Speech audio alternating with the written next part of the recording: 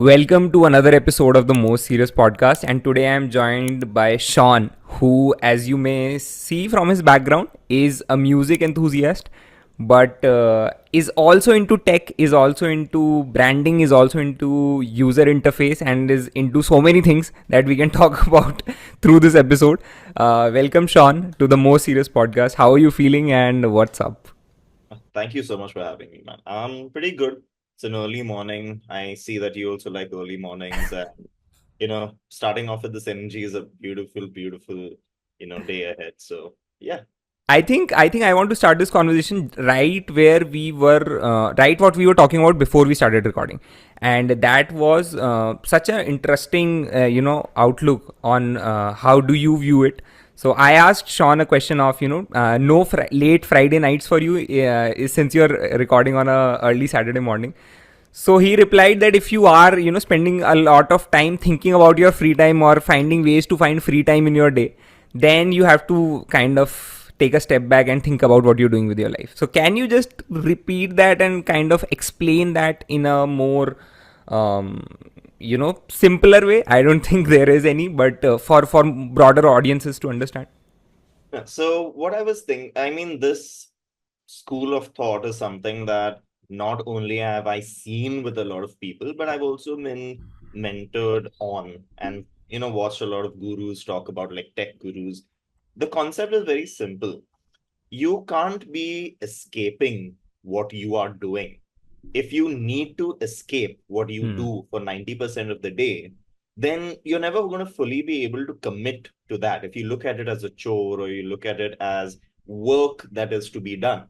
Yeah. If you talk to people who are really passionate and really successful, you will notice that, first of all, there is a huge number of people who don't party late, who don't have late night benders, who don't drink, who don't Hmm. do any sort of, you know, anything that, could distract them. Yeah. And not to diss anyone who does. There are perfectly successful people who are able to balance a party Yeah. lifestyle and going out. And I used to do that too. But the Hmm. point of the matter is it's not about that. It's about, if you are looking forward to the weekend or to, like a Friday night or the end of the day to de-stress or relax, Yeah. then what's going to happen is you are not going to look at your normal day and see whether that's good for you. Because no matter Hmm. how bad your day is, or no matter how much time you think you wasted or how stressed you are going to look at the weekend as a way to reset. While you Hmm. should really be looking at whether the work that you do every day is actually enjoyable. And that comes down back, to any entrepreneur looking at it as make your passion your work. I don't Hmm. look at work and my passions and my hobbies as Yeah. different things. I look at things that I spend most of my time on and things that I spend lesser time on. For example, Hmm. my company is where I spend most of my time, and music or social events, certain social events is where I spend lesser. But it should never be a day and night thing, because I think then what happens is you also tend to become this holistic person who flows well rather than duality, and that's not good for anyone at the end of the day. I think the best way to summarize what you just said is, how you started out initially. You can't escape what you're doing, and that is, I think that is so powerful. Like, those words are just so moving. Like, I see so many people, and I've seen myself do this, and I think everyone does this, that we're always trying to escape from the life that we are currently living to get to that life that we've always wanted. But there is, there's this, I guess, gap in understanding that life, until you own up to that life, nothing is going to change. I think, the first step is realizing that, you are trying to escape from a life which you've built for yourself somehow. Now you've landed here. What do you do about it?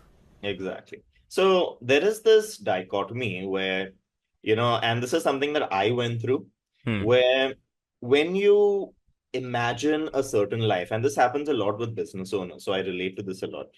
When you look at someone else living a certain kind of life, you make certain assumptions about that life. And Hmm. most people make assumptions about how that life is going to be and look at the positives, which Yeah. is, like, say, the fame or the money or the importance or the respect that you get, just as an example. Hmm. Then when you enter that life, if you are not prepared for all of the other stuff that comes along with it, you're faced Hmm. with, hey, I know that I'm getting this, but there's also all of this other stuff. So Yeah. at that point, you have to realize that you can't just enjoy the positives, and you shouldn't even be looking at them as the positives. If you go Okay. into this world with this whole Yeah. expectation that, okay, this is what my life is going to be like, that's Hmm. never going to happen at all. It Hmm. has never happened in the history of anyone trying anything out. I'm going to just say and be controversial about that. Yeah. No matter what you think your life is going to be like, it's not going to be that. Doesn't mean Hmm. it can't be better, but it's not going to be that, because Hmm. that is what you have perceived. And we have this very weird, filter where we don't look at anything beyond the surface level. We'll see this fame and we'll see this Yeah. attention that everyone is getting, but you can't see the amount of hard work that that Hmm. person has done. And if you take all of the external stuff out, at the core of it, they love what they do, and the Hmm. success and the money and the whatever is just a byproduct of that. Keep doing that thing. That is such an important thing. So as we're saying, like escape, right? Yeah. We have to understand that anything needs hard work, and Hmm. anything substantial needs hard work and dedication, and you cannot be looking at it as a chore. So if you have to escape it, then as I said, it's not something that you enjoy in the first place. You either leave what you're doing and change it into what you really want to do, or Hmm. accept that, okay, this is part of it, and don't try to escape it. This Yeah. whole, but again, it's the middle where we get killed. It's the middle where people just get stuck trying to do two things, go from Yeah. here to there, and just not getting anything substantial done at the end of the day. Like how you said, be honest about what it is. If it's not what you want, just don't do it. It's as simple as that. I think it's become easier in today's world to get distracted, um, to always feel like an imposter. And I always talk to my friends about it, and I always say this to them, that see, whenever they are going through a tough time, or whenever someone is feeling like they are not worth as much as they would like to believe they want to be, or when they don't get their ideal job offer or something like that. So I always feel that I've talked to so many people who have done such great things in life on this podcast. And even when I ask them this question, do you feel like an imposter sometimes, and the answer is mostly yes. And these are people who have crazy achievements. So then I sit and wonder that it's a different way of looking at it.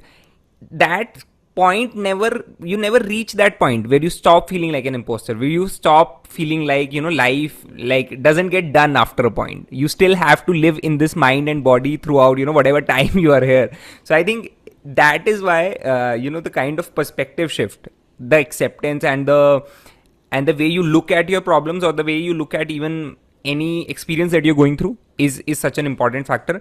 But I want to bring this question to a kind of like a segue, which talks about tech, and which also talks about distraction. And because I know you are a person who's on both the sides, you are a person who is designing that interface, and you're a person who's using that interface as well, through other apps. So let's understand this bit by bit. Like, how does a person who's designing an interface to get you hooked on, something, uh, how do they know about human psychology? So do you read up on, consumer insights, or human psychology, or philosophy, or for that matter? So when it comes to user experience design, which out of UI UX is the half that has more to do with interaction and the Yeah. psychology behind interaction, it is pretty much that. We have to keep looking at user trends, studies. And the interesting thing is, it's one of those, I mean, it's in every field where if you want to be at the forefront, you have to keep evolving. Okay. And I can't go into the details. I wanted to give you a nice example about what I'm talking about, but we can't go into too much of a depth because I don't want to alienate people who are not Hmm. used to the technical Yeah. terms. But I'm Hmm. going to give you a simple example. So we have the concept of a CTA, all Hmm. right, call Yeah. to action, which is basically making the user carry out some sort of action, Hmm. prompting or drawing them. Now, Yeah. what is a typical example of a CTA on, say, like, you're shopping online, it'll be the buy now button. Yeah. Or if you're on an app, you're using, say, your notes app, or Yeah. I don't use Android, but when I used to use Android, I remember that there's usually one small button down bottom right, which is where you start most of the tasks. All Hmm. right. And similar for iOS and whatever. So when mobile devices became the norm, when Hmm. viewership for typical apps and websites shifted from desktop to mobile, which I don't know if everyone knows that point, but say, early 2000s, Yeah. the button, the CTA button started moving towards the bottom right. And Hmm. it's very interesting where people won't realize this. It's very simple. It's because you're on the phone and the bottom right is the easiest to tap with your thumb. So Hmm. the concept on having a whole desktop is you have a mouse or a Yeah. touchpad. You can Yeah. keep the button everywhere because the whole screen is all equal opportunity. You don't Hmm. have your hand is not resting by default in one place. The whole concept of a mouse. Yeah. And but on a touch screen, especially on a phone, it's like this, right? You're holding it. Yeah. And to touch a button on the top left is very difficult, and the Hmm. bottom right. So we notice, how do we keep track of stuff like this? Because we can see through heat maps, or we can see through, heat map is basically, if you have an app, you can Yeah. actually keep a whole record of where the user is touching the Hmm. buttons and interacting with the screen more often. The bottom right is the most, and it's logical, but people don't connect this. But that's Hmm. UX designers' jobs to keep in touch. Now, this is a very simple example of Yeah. interaction. We have so much when it comes to how long do people want to be on a screen, what kind of stuff appeals to them, what colors appeal to them, how Hmm. long should you wait before prompting them to carry out an action. So we have to keep in touch, and UX is just psychology. In fact, Hmm. UX is completely disjoint from UI, to the point where the most the highest deliverable that we could craft in UX is a wireframe, which doesn't have any color or any text or any graphics or anything. It is by definition like a bare bones. Hmm. Why? Because we are not thinking about what the user sees visually. We are just talking Hmm. about interaction and how data is, served. Yeah. So to answer your question, yes, and we have to do it almost on a daily basis because that's how fast tech evolves. Hmm. From in the last few months, we've seen AI have a huge boom. Now, from a techie's perspective, from a developer's perspective, we know what AI is for the last 15 years. Hmm. And it's nothing new. It's just that the whole concept of chat bots and how ChatGPT marketed it and became successful is a beautiful example of how AI has, entered the mainstream. But AI has been there in that form for so many years. It's just it's invisible to us and not marketed the same way. Yeah, I think very very interesting. Yeah, Yeah. because So yeah. OpenAI like did a really good job of making you believe that this is the first of its kind technology. Yeah. Again, I think that they did what they have a good marketing team, and they see what happens with technology, right? I am reminded of this very this is one very nice video moment between Steve Jobs at a developers conference with Hmm. Apple, Yeah. and he was talking to an audience member who was heckling him. Okay, Hmm. and to talk about what Yeah. you just mentioned, marketing at the end of the day, what is marketing? Marketing is ensuring that you have your product or your service and you are able to show that to people that, okay, here is the service and the product. And so basically, Steve Jobs was on stage at this developer conference, and he was asked a question about, Hmm. and it was asked an insulting question by one of the developers about this particular tech when it comes to, I don't know, printing. Hmm. And whether Steve Jobs knew about some technical aspect of it. And then he couldn't answer it because he Yeah. didn't, because that's not his job. Yeah. So the attendee implied that, what have you been doing for the last few years if you don't know the advantage of this tech over this tech? So Hmm. then he took a pause and he gave out a very beautiful answer where he mentioned that you don't look at what you have and try to create something that people will like. You go Hmm. to what they need, or a Oh. problem that they are trying to solve, or how does it impact them, And then you work back towards what technology or what solutions we use. Yes, people who are caught up in tech or the back end are so, involved with the intricacies of what they do. They Yeah. completely miss the point that if it is not appealing to the last person, the consumer, the customer, then it's pointless. It could Hmm. not matter less what kind Exactly. of tech you use. It's the same thing with ChatGPT and OpenAI. Hmm. The marketing thing that they did is they made a chat bot. Why? Yeah. Because that is an implementation of AI that people can, it's just like talking to a person. Yeah. Okay, but AI has been used in so many ways that most people won't understand it. For Netflix, for search suggestions, for e-commerce sites, for giving you products that you think you might want, or Hmm. Siri, Google, okay, Google for so many years. But the chatbot is such a logical and easy thing. So they had this product. They're like, how do we create hype? This Hmm. is something that is useful to people. But this Yeah. chat GPT is not where they're going to make money. They're going to be making money on a B2B basis because now On the that enterprise versions of that. exactly Yeah. chat GPT was just to break out and get them out there. Before chat GPT, yes, Hmm. OpenAI was known in the industry, but to what extent? Yeah. Not much. Not Yeah. much. Same thing with NVIDIA. NVIDIA, everyone knows as, graphic cards. And Yeah. that's how they got into it. But they were doing enterprise from day one. And Hmm. recently, I think the last few days, Apple, Microsoft, and NVIDIA have just been shuffling between the top three Yeah. companies in the world. I'm sure you're aware of it. And how does a B2B company reach there? Apple, Hmm. obvious. Microsoft, obvious. NVIDIA at the top, enterprise. And they get into the market. And this is beautiful. OpenAI may not have been the inventor of AI, but for most people, AI ChatGPT, that's the association Yeah. forever now. Yeah. Beautiful marketing exercise, beautiful minimum viable product, just executed to perfection. I just love that whole, revolution that just happened.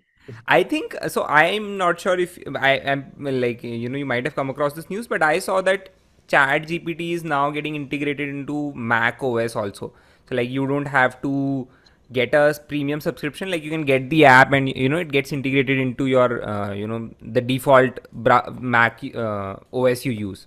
So like these things now OpenAI is looking into more. And yesterday only, so we were talking about this at a team dinner, and someone mentioned that, and I also came across this news that Nvidia is now suffering from its own success because the stock options of the developers in that firm are now worth over like millions of dollars, and now they are just they're already retired essentially. So now Nvidia is asking them to come to office and work because they don't need money at this point.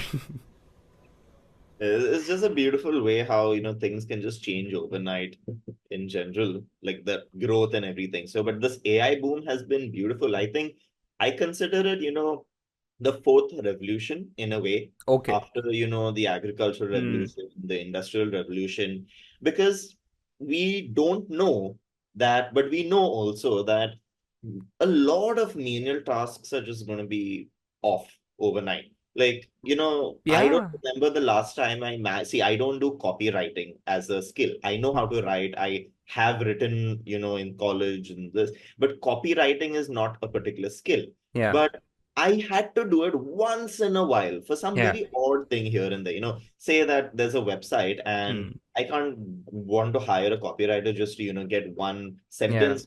One copy. Yeah. Yeah.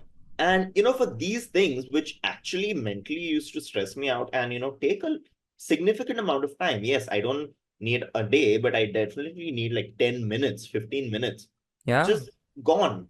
And Exactly. Yeah. just gone. And why is it so fast? Because that's not my core competency. So I don't need it to be fancy. I just need it to be the minimum, like minimal product qualified Hmm. enough to be called copy. So, so for those kinds of things, for me, for a lot of stuff, AI has just, taken it off. And it's such a change from just 2 months ago. I don't think we realize it. I don't need to hire the way I used to because I can Hmm. automate a lot of stuff. I don't need to. And we are in the midst of this revolution and we've kind of accepted it. But we don't realize that a lot of the heavy lifting, at least intellectually, all of the menial work has just disappeared. And it's going to Yeah. keep getting that way till the point where we don't have to waste time doing these things. We're just going to get more creative and think about better ideas. And that's what every revolution has done, right? Prior to Hmm. the agricultural revolution, people used to plant seeds manually, and Yeah. that work got over. So what did they do? They didn't just sit by with the free time. They now started thinking about what to plant. Hmm. That's where it logically goes. You get rid of the easier stuff, the Then you tedious move stuff, on to the next level. Yeah. move on to the next level. So we are in that at that point right now, and I'm just having fun looking at it from the inside and from the outside. It's just a lot of fun. Sean, have you seen the Netflix show called The Social Dilemma? Like it's a documentary kind of. I haven't, but I've heard about it, but I haven't. So maybe you can this give Yeah, me. so I think whenever the next chance you get, you should definitely watch it, and maybe we can have a chat about it as well once you do. So that covers how like social media companies are effectively, again, going back to user experience. How are they micro kind of assessing, micromanaging your next steps almost always? Like the next reel that you just pushed, most likely Meta wanted you to do that, that's why you did that, not knowingly. How does a person find what's the morally correct path in this? Now if you are, let's say you land Meta as your client, and they tell you that we want to ramp our UX and we want to make it more engaging, and we want to just make it so that no one wants to get out of the Instagram app. Do you sign that contract as a business owner? Do you think about what is it ethically right or wrong to give that power to any platform that kids or that people of all age are just addicted to it? That's a very, very deep and insightful question because, it has to also do with ethics in general when you do anything. You know, Okay. no matter what you do, you have the ability to create something that does net good for humanity and maybe a net decline in some ways. Hmm. So I personally look at it on a case by case basis because there isn't any sort of, major moral, you know, like a standpoint that I can put across all of them. Because Yeah. when you run a business, let's be frank about it. Hmm. It's lucky for a lot of people who have passion. I Hmm. love doing what I do, for example, and I know a lot of people who love what they do. But at the end of the day, a business is to make money. Now, Hmm. okay, there's no escaping that because if it's not making money, then it's just something you do with your time that you enjoy doing. Because Yeah. when you run a business, you're now responsible for so many people to pay their salaries, your own salaries, and feed you at the end of the day. So when it comes to money, it's a little difficult to be emotional about it a lot. So Hmm. there have been times where I have been approached by certain clients in Yeah. certain domains. Now, again, before I say this, it is not that I think that they're any lesser. It's Hmm. just that certain clients and certain domains may not align with what I feel value Definitely. is. Yeah. You know, at the end of the day, my firm and I, in on the business standpoint, we are just dedicated to helping businesses grow and Hmm. eventually helping them make more money in this. Let's be frank about it. But Hmm. there are some things which I have actively stood away from. For example, I have been approached a lot about gambling apps, and Hmm. I can't, not because I think that people who gamble are bad, but just because I don't know, see where I am creating value there. You know, Hmm. because I have seen people gamble, and my Hmm. belief is that very few, and there's no net good out of it. It's something to do for sure, Yeah. but it's not any net good. So as I've evolved, I have started paying attention to what brings value. For example, the kind of clients that we work with, I have stepped out of, bars as an example, or Hmm. nightclubs, which we used to do a lot of earlier. Again, not because I don't think they do anything good, bad, but because I would rather create something that people can enjoy, can use on a daily basis. Like a lot, just to give you an example, a lot of our clientele right now, our products, we've gone a lot into say sustainable, Hmm. the whole sustainability products. I like those sorts of products. We have quite Yeah. a few. Yeah. Healthcare is something which I really do like. And there are a few businesses here and there. F&B is something that I like. I love food. And Hmm. so there's the again, but again, good food. So to say that it all depends on the case by case basis. Now, if such a client like Meta ever approached us, and I have worked with Meta on a very, very small basis, which Oh, yeah, but wow, that's yeah, cool. in with an Indian subsidiary, but Okay. which I can't disclose, but having understood that you are never privy to these goals, you are Can you never explain that? What does privy mean? you're never told that, in that language, that the whole intention is to keep people as Oh, long as okay. possible. So You it's know, masked in a very, yeah. yeah, See, it is I asked I in a I way. think I get that. Sorry to interrupt you, but I think I get that working from my consulting experience. So now our suggestions are always a insight to the in the ear of the client. They're always well coaxed. So the thing is, right, these things have never been done before, you know, Hmm. and I feel like these things have never been done before, and hence the bad side effects were never quite observed. Yes, Hmm. for sure, a lot of people knew what they were doing when they created user interfaces and apps which were made to be addictive. But as Yeah. a business, their entire existence is to create money. And Hmm. at the end of the day, they can always go along the other side saying, hey, if you don't want to use the app, don't use the app. There's nothing Yeah. wrong with that. Yeah. Why are these conversations at the forefront? These conversations at the forefront now because of the impact that these platforms have had, because of how famous and how well used they are. When you Hmm. start off, when you have a business, you can very clearly say, hey, same thing with, gambling apps. Yeah. If you don't, we tell you that we are not forcing you to use this app. If you're using it, then you're well aware of the risks at the end of Hmm. the day. But with social media, it is such a huge part of our lives that, the company has to start being a little responsible. For example, kids. It is Facebook, Instagram, everyone is on these apps. It stands to reason that kids would also be on these apps. And those same techniques that we use to hook adults will be even stronger on kids. Because Exactly. which may not have been the case when they started. Yeah. Now So, I see where you're getting at. Yeah. when Facebook started off, it was not meant to be for the general population. It was meant to be for Harvard students. Then it, expanded to other colleges in the US. Then it expanded to countries. So the main philosophy of, hey, we need this app to be the most, not addictive, but the most, and at the end of the day, it is useful. Yeah. Of course. Of course. But addictive is like when they started off, I don't think they started off targeting kids. At least I Hmm. don't believe that. I don't want to, Yeah. make a statement that way, but I don't believe that. But Hmm. as the business evolved and as social media evolved into what it is, and as younger and younger kids started using technology and getting on these apps, I think it became important to, start making these things a priority. So that is something Hmm. which I feel again you have to evolve.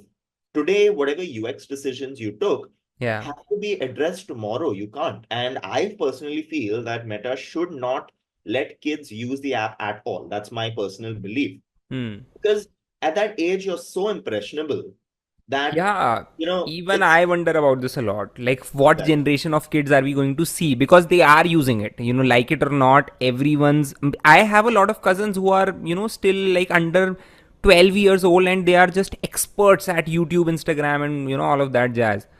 They know everything, they know how to navigate in and out of apps like this.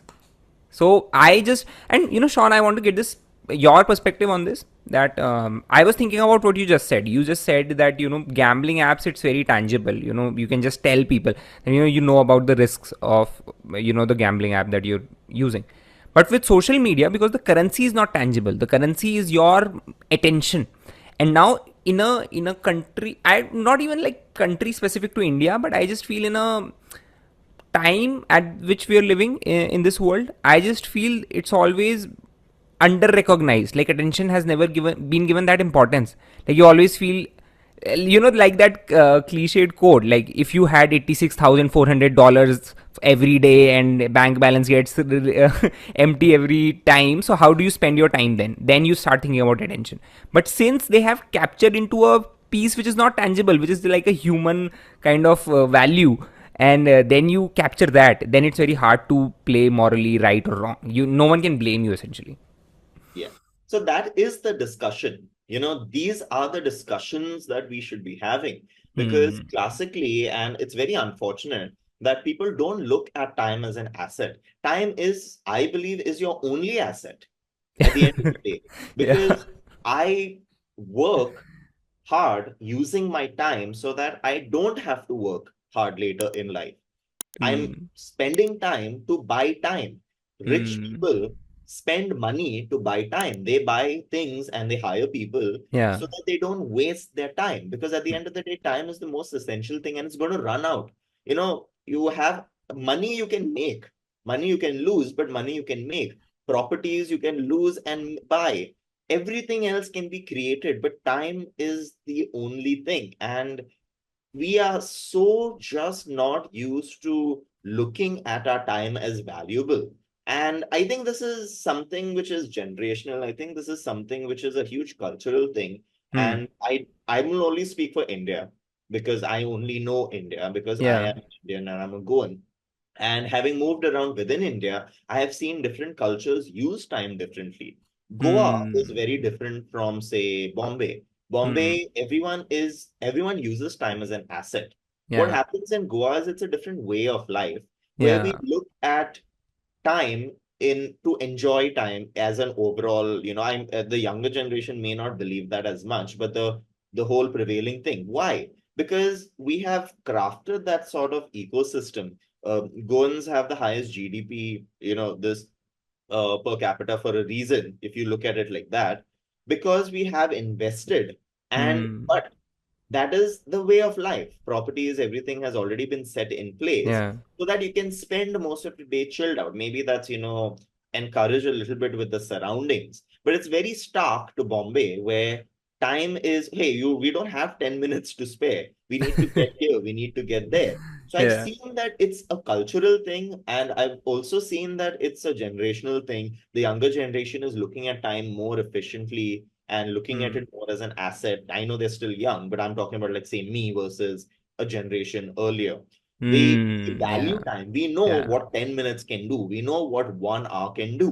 We know what Yeah. 5 minutes can do. And I think that this is a very large scale, shift that has to happen. Only then will we realize that we are wasting time on these apps, Hmm. or and again, it's with anything. You can waste time on anything. Like, I don't watch, I listen to music a lot, but I'm not particularly inclined towards watching shows. Hmm. I think I got a Netflix account probably 2 months ago. Okay. Yeah, I've never been that guy who watches shows Okay. or movies for that matter. I'll Yeah. watch maybe the most popular movies like the MCU movies or something very major, but I'm not a movie guy nor a show guy. Why? Because I cannot justify spending that 1 hour or half an hour in that Hmm. sense. Not again, and but the way I relax is I listen to music or I'll play music, and that is how I would rather spend my time. So it's that everything you can spend time on. Every task, social media apps, your work, you can spend time on. You can get lost in your work. You can get lost Hmm. in social media. It's a discipline thing at the end of the day, and just a general awareness of, hey, what are we doing? And is what I'm doing right now good for me? What is going to help me achieve my long term goals and Hmm. what I enjoy. I feel like if we think a lot and question a lot of things that we do, we will realize that not everything actually benefits us. A lot of people do things assuming that they're going to help, but you have to think about it. Is this helpful? I used to justify scrolling on social media earlier saying, I'm in digital, I need to be in touch with all of the trends. Yeah. No, I don't. And if I do, then I have to follow certain things, not everything under the sun. Yeah. So I have another account which is specifically for content for trends, but my Hmm. personal account I have unfollowed and I've kind of hacked the algorithm with the way that we know, which is, Hmm. I don't want to see this, I don't want to see this. So honestly, my feed is just full of only my friends and family and Hmm. business, and maybe a Hmm. little bit of creative stuff, news updates. I follow those accounts. My For You page, my Explore page is completely turned off all of the new stuff. But yes, I do have to see that stuff because Yeah. that's what we are in some way, right? I have another account for that. But why? Because when you pick up your phone to look at Instagram and you see a notification or a story tag from your friend, that's when your whole funnel will start. You just Yeah. go on scrolling. So if you're doing that, at least ensure that what you're absorbing is good quality or what's going to help you at the end of the day, not random stuff, because you will get lost. You will get lost. Yeah. there, So, there, there is a level to it. Yeah. yeah. Ripu, can we just pause for 5? I think my laptop charger is so. Yeah. Can Yeah. you? Sure. Sure. Sure. Yeah, I'll just connect my charger. Be back. Yeah. Sure.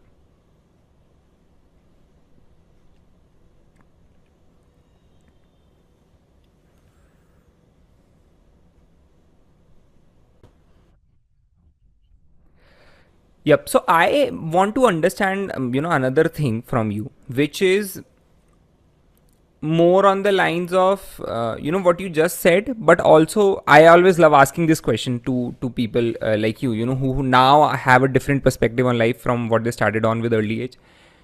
How do you, if you were given, let's say, 2 minutes or a minute to have a phone call, with your younger self, how do you make them understand all of this? Like, it's very hard. Like, even if I get a phone call from my future self, which is possibly a very successful version of me, 45-year-old and something like that, and he calls me up and tells me, okay, bro, you have to be disciplined, you have to just take care of your health and sleep well, work on whatever you're doing, and just do that. Teen basic सी चीजें हैं, you just keep doing that. And I am pretty sure that I won't do that because I'll feel ये तो बहुत simple सी advice है, इसमें क्या है?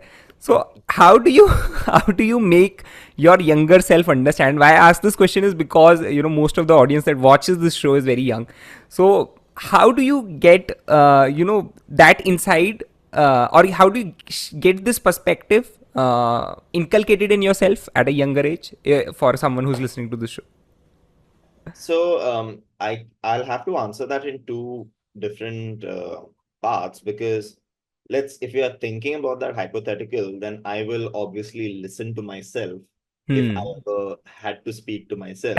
So that is, for me to tell myself, I would be able to just say, hey, and this is in line with what I was saying earlier. Yeah.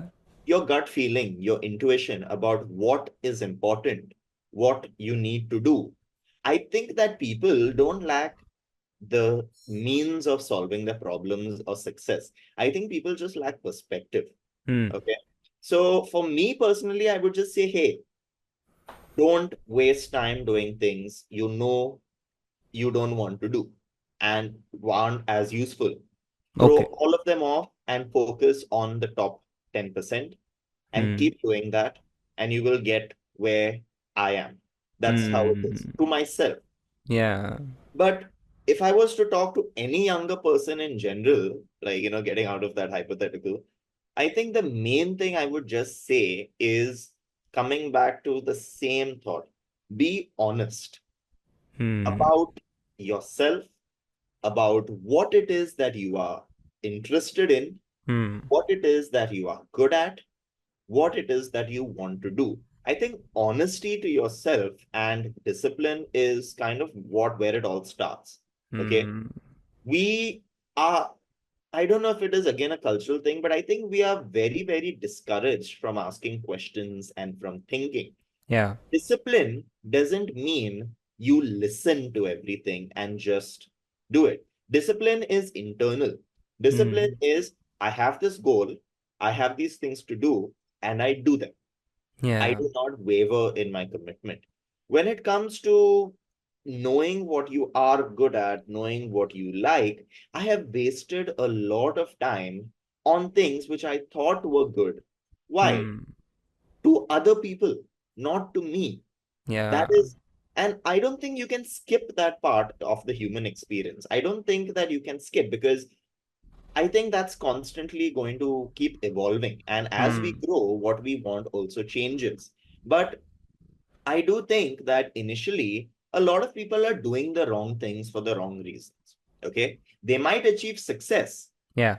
but they will never achieve success and be happy as much as they could be, is what Hmm. I feel. You know, if Because their motivations are external?